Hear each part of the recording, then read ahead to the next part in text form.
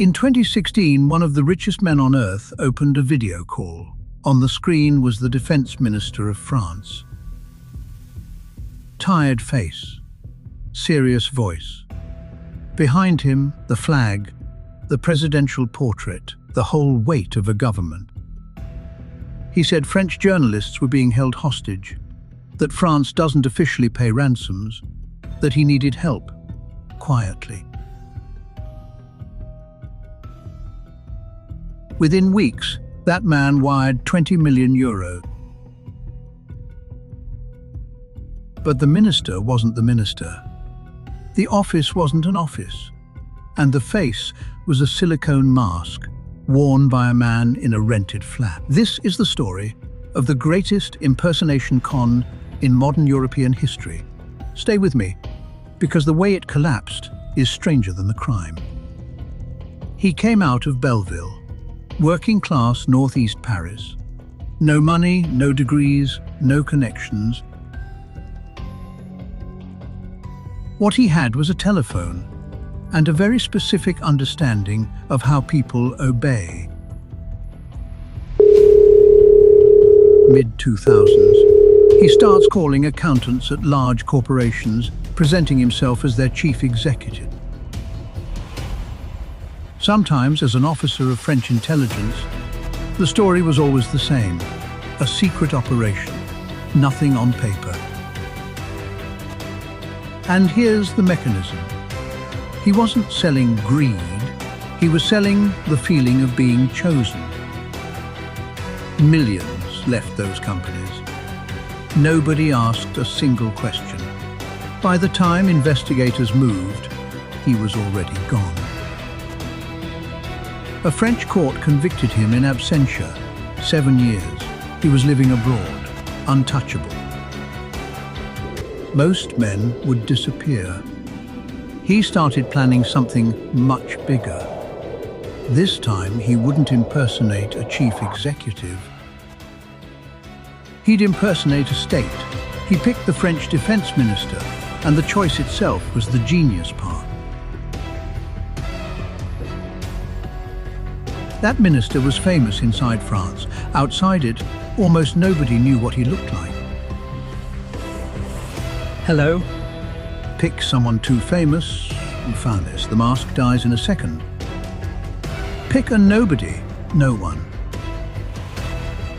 And that minister genuinely handled France's hostage files. So the request made complete sense to anyone reading the news. So he rented a space and he built a replica of the ministry office inside it. Flag, furniture, the president's portrait on the wall behind him, every single thing inside the camera frame correct. Then he commissioned a silicone mask made to that minister's face.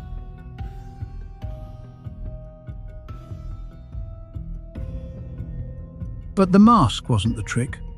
The sequence was the trick. They never called the target directly. First call, a clerk from the minister's office. Boring, administrative.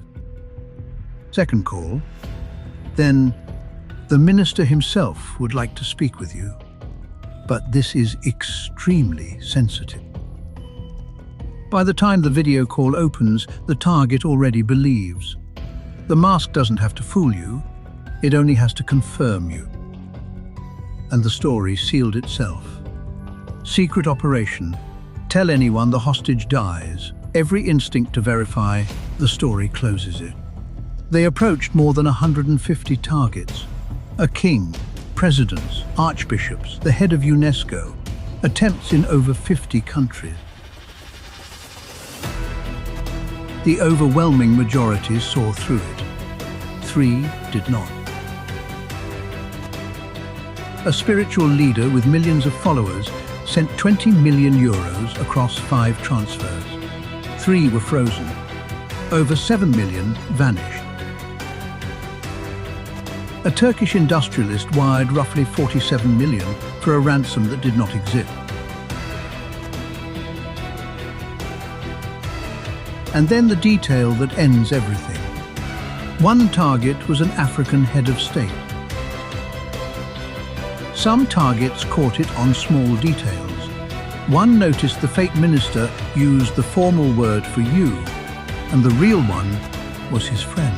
Millions of euros, a custom mask, a fake ministry, years of preparation, undone by a single word. You can copy a face, an office, a flag, a voice. You cannot copy a relation. In 2017, they were arrested abroad and extradited to France. Their phones held photographs of a second mask. The next target, 20. 11 years and a €2 million fine for the mastermind. 7 years for his partner. He shouted at the court that it was a scandal. The wealthiest, best advised people alive fell for it. Rupotip, not because they were stupid, because he never attacked their judgment. He attacked the wish to be chosen.